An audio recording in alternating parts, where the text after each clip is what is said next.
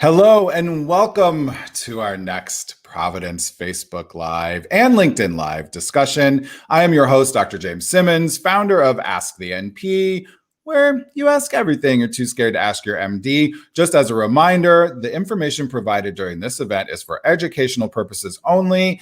If you got any questions regarding medical conditions or treatment plans, we're going to talk about that stuff. Please consult your physician or primary care provider. Participating in this event with these clinicians does not create a physician-patient relationship. Let's get started. And Doc Rob, hi, hello, happy New Year. Oh, Dr. James, it is always a pleasure to be with you. Happy New Year. It's 2021. It's 2021 and it's already kind of shaping up to be a wild 2021.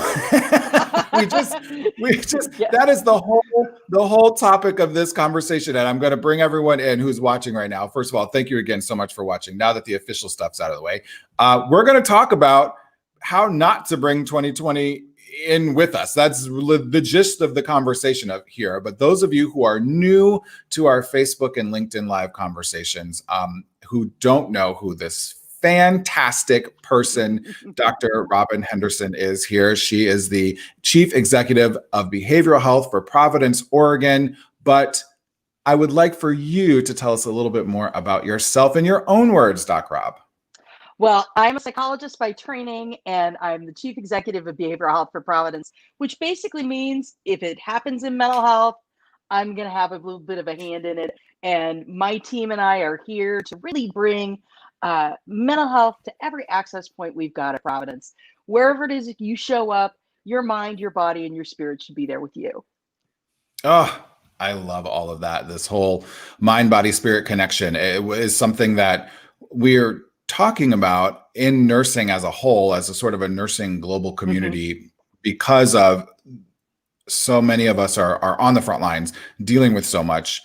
Not only COVID, and I'm in LA County right now, where the World Health Organization and FEMA declared the most dangerous place on earth in regards to COVID, and making that mind, body, soul, spirit connection to keep our mental health. And I think one of those ways, Doc Rob, is to figure out right away, how do we not bring 2020 with us into now the 6th day of 2021? Because it seems really hard to do that. How do we even start?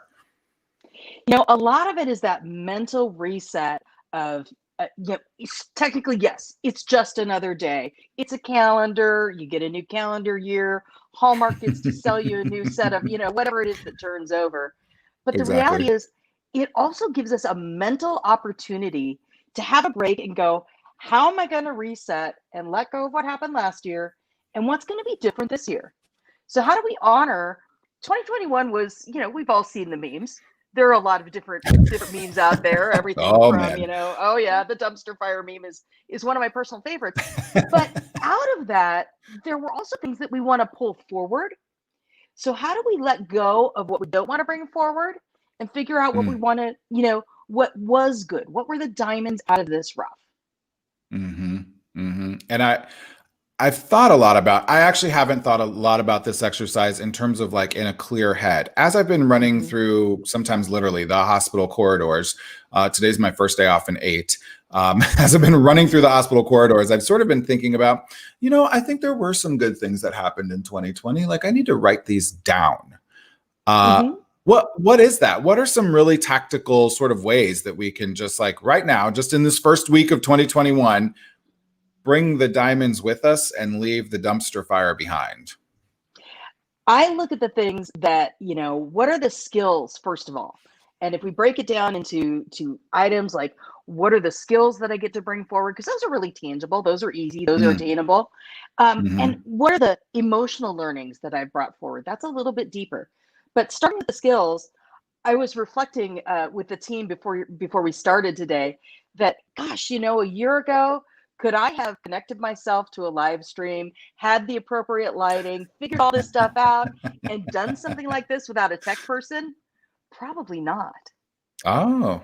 Right? So these are skills that I've learned in the last year that I get to pull forward that candidly, I might even be better than my kids at. I've learned, right? Who knew that we could hold a convention and invite, 1,000 people, and everybody gets to do it in their pajamas. Who knew that Yeah. you could do that, right? Um, who knew that we could have access to experts that we've never been able to have access to before, just right now on LinkedIn and Facebook Live, and be able to have real conversations? We didn't think those things were possible a year ago. And Hmm. those things are things we've taken forward. And that's just the tip of that iceberg. I love that. I'm wearing my favorite house shoes right now. Just if we're all being super, I feel like, because I feel, and I say this to be sort of vulnerable and be very real, right? But I think that's one of the things that came forward, at least for me, that I want to try to bring forward from 2020 is this: we are in a different world. Yeah. We are all so real and so raw and so vulnerable, and I think Yeah. that's a good thing. We're seeing each other, maybe not politically today, but we're seeing each other as people. If when your Yeah. kid's screaming in the background, or the bed's not made on your Zoom or whatever, we're not judging folks for that anymore. We're literally like, if you could see the mess that is around me right now, this background looks great. But I tell you, every single Christmas decoration is on the table right in front of me. So I'm sort of bringing this vulnerability, this realness together, that we all had from 2020, pulling it into 2021. That's really true. That emotional vulnerability is something that a year ago, I don't think any of us thought that we could pull those walls down. The expectation was you show up for the meeting, you're there 5 minutes in advance, you've got your papers together, and you show up in person or you're not committed.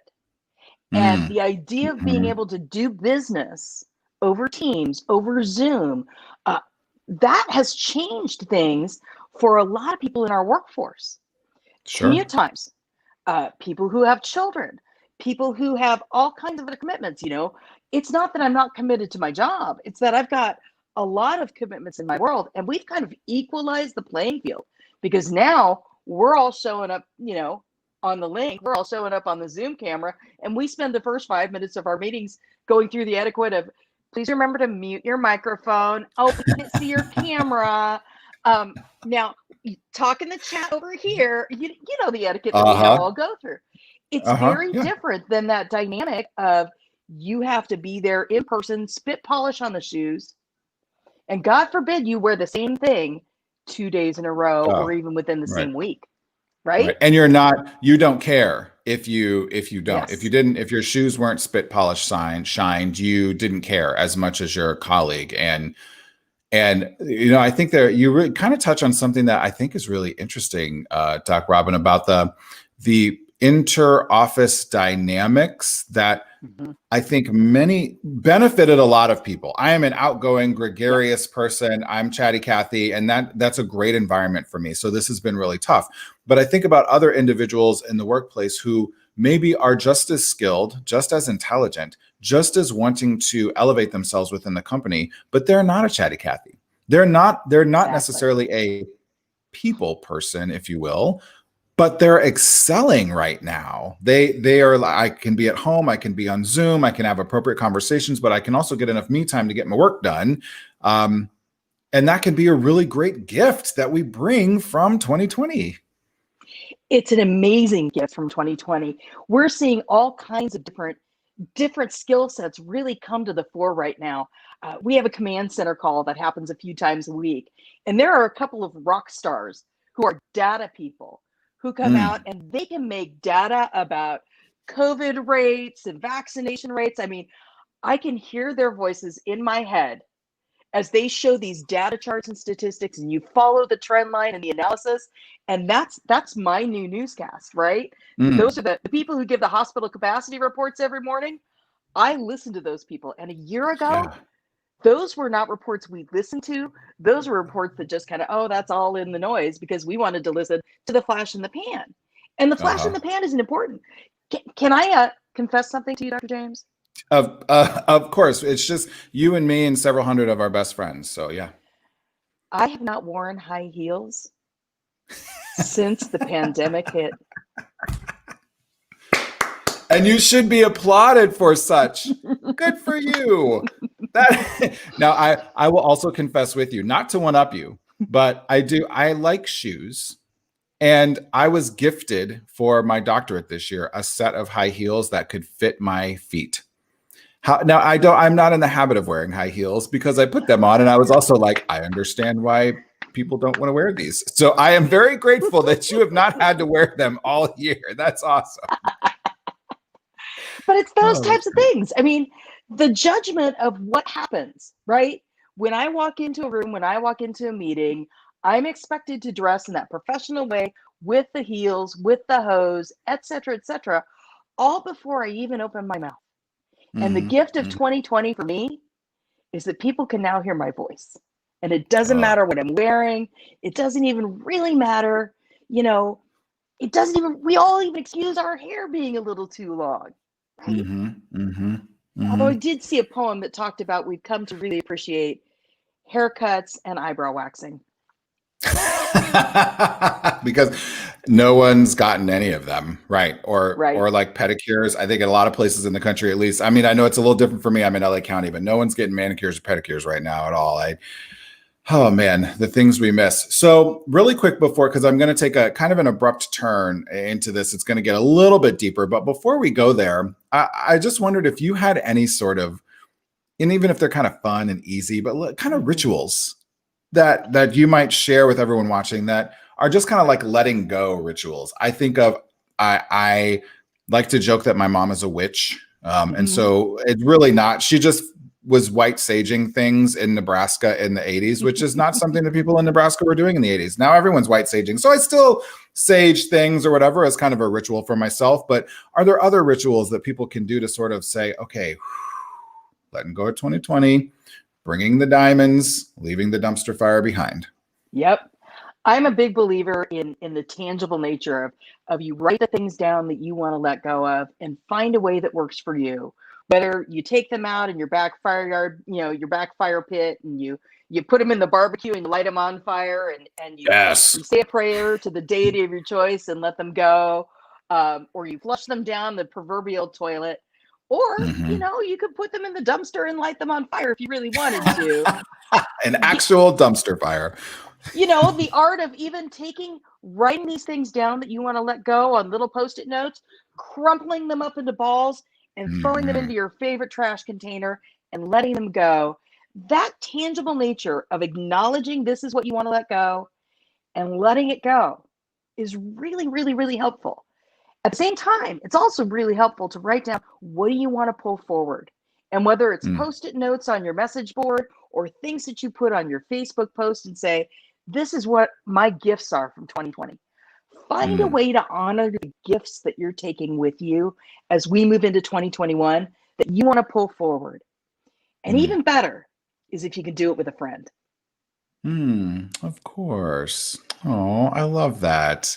And I love this concept of like, I think the conversation has sort of gone there already, focusing more on the concept of what do we want to pull forward Mhm. versus allowing our focus to be on the things we want to leave behind, because then that changes our attitude about everything.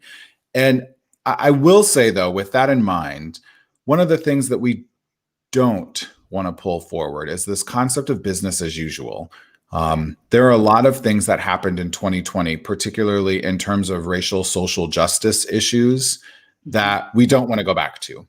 That Yep. we can't. There just is no place to go back to business Correct. as usual, and because the system, lots of systems were broken, and now we've all sort of realized that, and now we're like, well, we got to work on fixing these systems that were so broken. In terms of that, in terms of racial social justice, of leadership issues, of environmental issues, all of these things that we now know the system is broken, we're aware of this and we want to fix it. How can we sort of focus on getting back to a normal, but not bringing the business as usual that was broken with us? This is going to take a learning curve. This is going to take conscious effort to let go of the things that allowed all of that to continue. Many of these things for many people, and I've been through a lot of racial equity trainings this year. And one of the biggest things we talk about are people's blind spots, where they Mm, didn't realize, they didn't see, they had this lens they didn't see, and now they've got to pick up a new lens. Well, until that new lens and the new way you see the world becomes not even more than a habit, just something that you do, like breathing, Mm-hmm.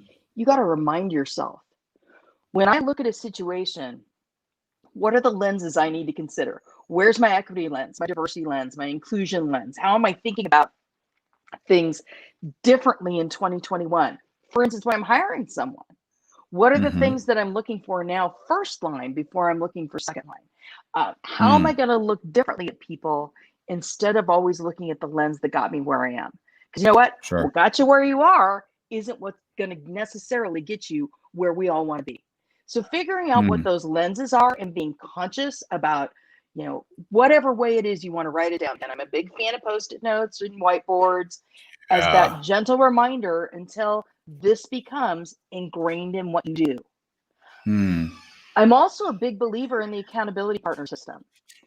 My team and I, we talk a lot about diversity, equity, inclusion in everything it is that we're going to do. So when we start a meeting, when we're starting a project, and everywhere at checkpoints throughout that, we're bringing that back to the conscious forefront, having that conversation saying, okay, well, how's this going to work for our Latinx caregivers? How's this going to work for our Black caregivers? How's this going to work with our LGBTQ caregivers?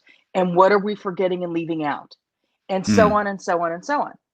And until that becomes, I don't have to say those prompts and no one has to say Right. them to me, they just happen.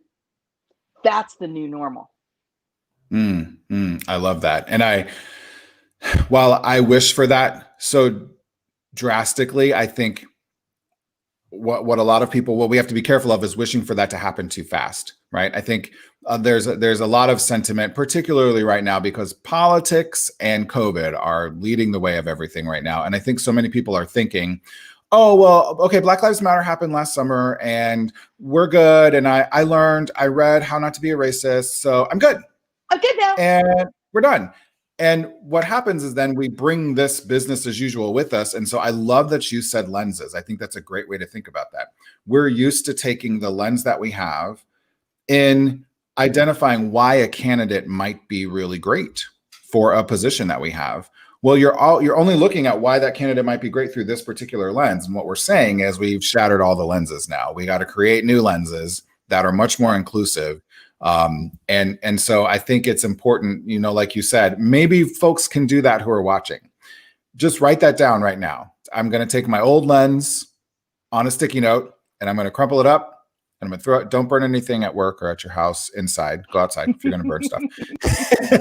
But then throw that away and write a new one, right? Write a Yep. new sticky note that says we're going to use a new lens with this, which I think is really great. One of the other lenses too, and I'm going to keep this moving forward so we don't, Rob, we always go over, right? Because Right. you and I get to chatting.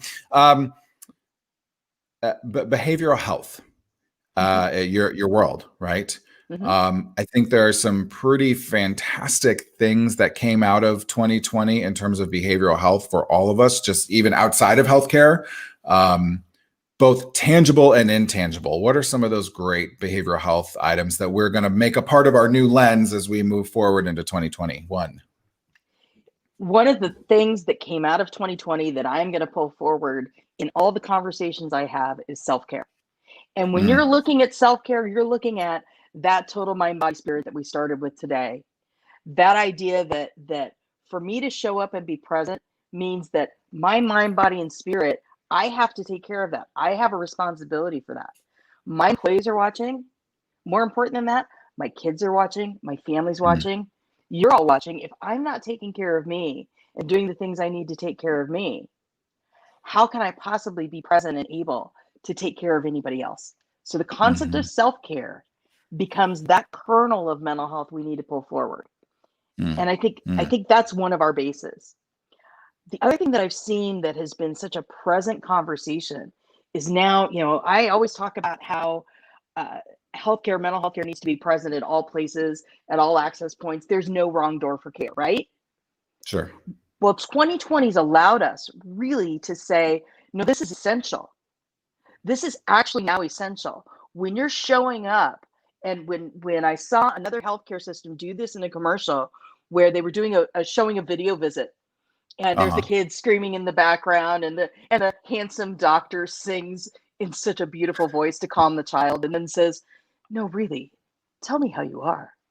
Mm-hmm. The fact that that's now a commercial, I, right, says that that is now the expected mainstream. How are you? And then let me sit yeah, back and listen. yeah. How are you? How are you really? Not, hey, how are Really? you?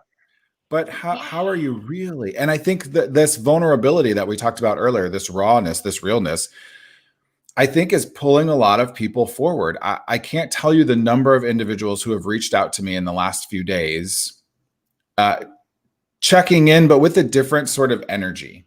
Mm-hmm. Because I think, again, I am working on the front lines in LA County right Yes. now, and it is as bad as you have heard and worse. So people are really reaching it because they know that it's not a stigmatized anymore. That's my friend James, who, yeah, he's probably tired, but he's also probably mentally exhausted. He might be carrying a lot of different things. He's seeing a lot of death. Like, how is your mental health? How is your brain? My mother, even, I think this is a great example. Um, we had some kind of shared trauma when I was younger, when I was 16, and she went to counseling for it, and I did not. Mm-hmm. And it was around a flood, it was around a natural disaster. And so, fast forward to Katrina and Hurricane Katrina and seeing all of the floods, I was a blubbering mess for 2 days. I called into work. I couldn't leave my apartment. I didn't eat. And I couldn't figure out, why is seeing this flood like making me so bad? Well, it was this trauma that I'd never really processed through. So my mom, God bless her, 78 years old, sitting at home, retired, called me up this week and said, you get your butt to counseling the Mm-hmm. second you're able. The second this surge is done, you get your butt to Yep. counseling, because we can't have what happened before happen again. And I think that's part of it. I think my mom feels empowered by seeing these commercials, by Yep. other people being real and raw and open about their mental health, to say to her son, yeah, you better go Yeah. get counseling, bub. Yeah. And it's something that we're talking about. Influencers are talking about it. CEOs are talking about it. Insurers are talking about it. Healthcare providers are talking about it. I will bet you in the last 8 days that you've probably, when you've sat down with a patient, I will bet you more often than not, you've asked them how they really are in Mm-hmm. a different Mm-hmm. way. Mm-hmm. And we're also asking our colleagues. We're caring for each other in a way that we didn't. A year ago, it was the esprit de corps. We're all going to get through this together. We're going to use dark humor and all the gallows humor that we do in an ER to get through today, and to get through and soldier up and do that, Right. that almost that machismo type of thing that was Uh-huh. there a year ago. The vibe has changed. Mm. The Mm-hmm. vibe is changing. And that's a healthier healthcare world. That's also going to be a healthier legislature, a healthier political conversation, a healthier family conversation. One of the Mm-hmm. gifts of 2020 came at the end of the year, and it's called hope. Mm. And hope came in a little needle. Oh man. Didn't it? It Whew. did. And we pull that forward to 2021, where what does hope give us? Hope gives us inspiration and energy and power, and gives us that opportunity to go, you know what? I can do this. I can move this forward. Hope and Mm. inspiration are the things that are going to keep us from that depth of despair. And it comes Mm. right now in that little needle. Now, how do we, speaking of that needle, the headline right behind the needle right now is the rollout isn't going great. Yep. And it feels like another 2020 ism, right? It feels like, well, of course there's a vaccine, that the rollout isn't going great. Like, oh, how 2020 of you, vaccine.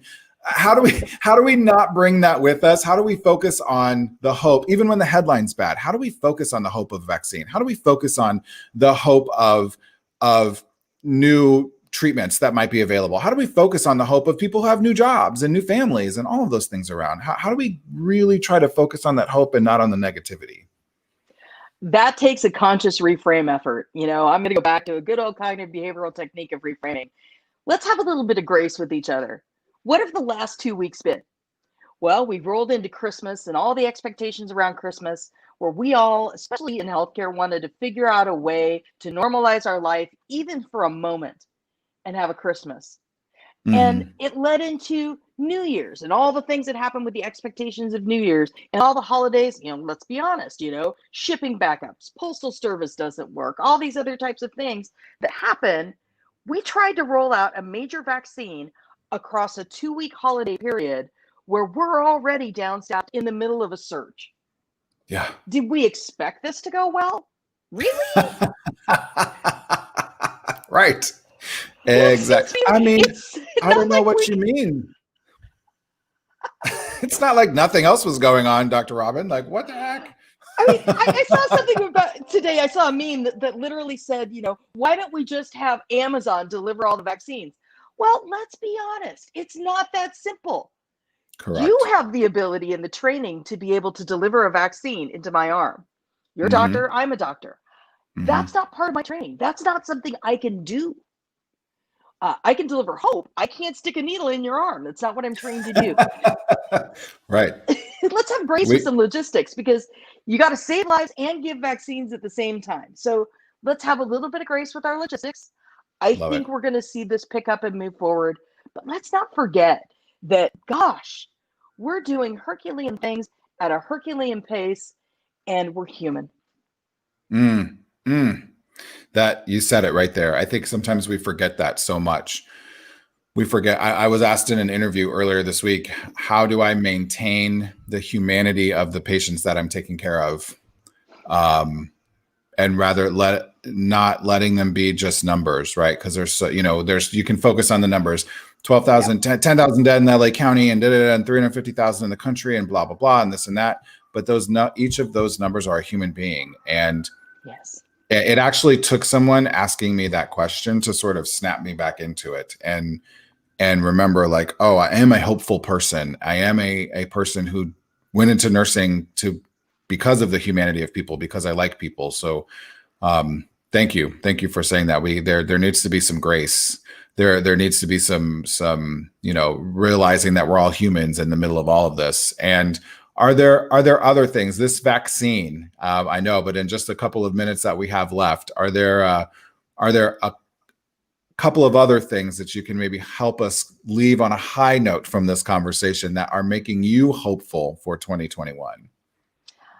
I'm looking for inspiration wherever I can find it, in the little things, in the little daily happenings, in the things that, when I'm at the Starbucks, the kindness. I can't remember who said it, but this is the year of kindness. And where are the things that I see kindness and can seek kindness from? And how can I be kind? And how can I take that extra step and ensure that in every interaction that I'm in, I want people to feel valued, cared for, and to know that that's what's really important. All the other stuff is going to get done. It's all going to happen. It's all going to get there. But right now, in this moment, in this interaction, how can I be the kindest person, even if maybe you're not? How do I shift that around? I had an interaction yesterday with a provider who was obviously very frustrated and was very frustrated with me. And I thought, you know what? I can meet frustration with my frustration, or I can meet frustration with kindness. And when we meet frustration with kindness, guess what happens? Kindness usually wins. Yeah. The frustration kind of goes away. Yeah. And It's I see amazing. a comment. I think we're going to say the same thing, Dr. Robin, that I think people need to know that they matter. And I think you send a message directly and indirectly to someone who might be frustrated. When you meet them with kindness, you are letting that person know that they matter, right? That they, as a human being, deserve to be treated with kindness as all the time. And that if you are able, even in their frustration, to meet them with kindness, you're letting them know that they matter. So thank you for that comment, Vera. We really appreciate it. The last thing that I would leave folks with is that piece of grace. Remember that we all want 2021 to be different. And when we talked about the lenses and things like that, when we're learning how to ride a bike, we're going to fall down, we're going to skin our knee, we're going to take some wrong turns, and we're going to make mistakes. We need to have grace with ourselves, have grace with each other, and use those setbacks to learn from and continue to move forward if we want to change the world.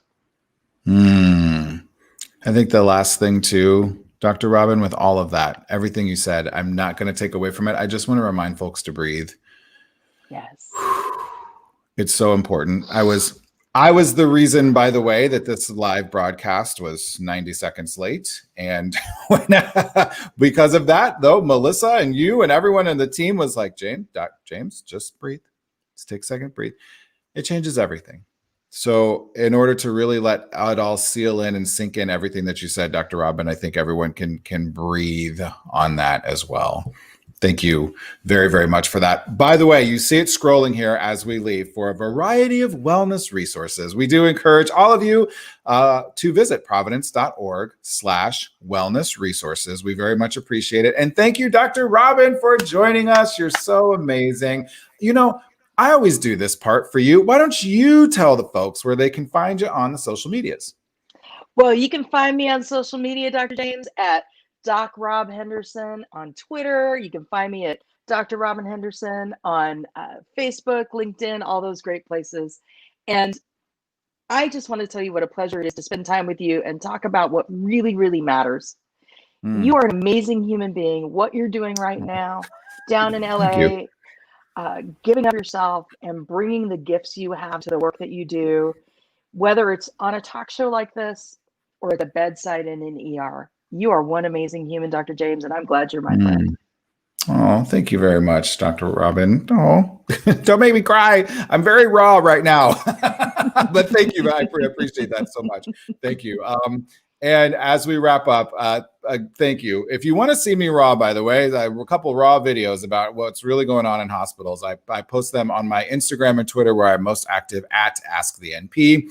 And of course, you're here. So while you're here, just go click follow or like with Providence on social media at Providence on Twitter and under Providence Health System on Instagram, Facebook, and LinkedIn. There you go. We thank all of y'all for watching. Thank you, Dr. Robin. Thank you, everybody in the background. And for more coronavirus information, of course, visit coronavirus.providence.org. Be safe and healthy, everyone. See you next time.